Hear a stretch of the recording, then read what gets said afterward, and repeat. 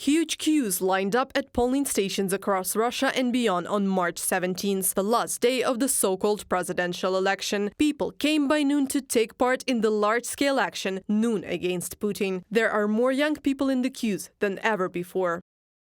I would like to wait for change. I don't know if it will happen or not, but I believe that my voice can make a difference. At noon, the queue stretched for dozens of meters at each polling station opened in educational institutions and administrative buildings. People are ready to wait for several hours to take part in the action and express their civil position. I would like to record these elections for myself somehow, to tick a box for myself, so if I were to tell someone later, I can say that I didn't sit at home for nothing, but came and tried to do something.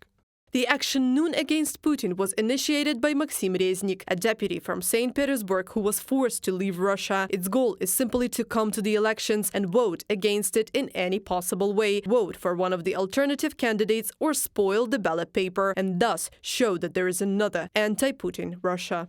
This is, in fact, our only way to show that there is another Russia, that there is a Russia that is against Putin, and this is a safe way. Show it by simply physically gathering at the polling stations at the same time.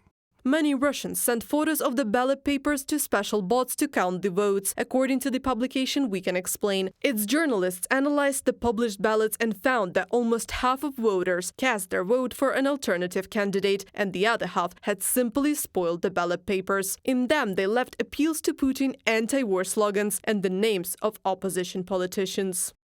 I am almost 30 years old, and I have realized that I have never voted yet, and I see where it leads. I will vote against Putin, and I consider it my duty, despite the fact that the result is probably obvious, but I want to do my part and vote against him.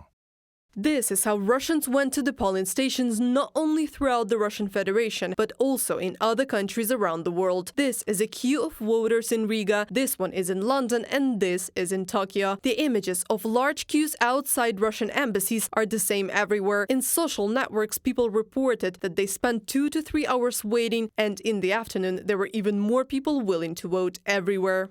There were 100 people at 11:45 a.m. After 15 minutes, here it is. Noon is inevitable. Here's what happened 15 minutes later. So many people came at once.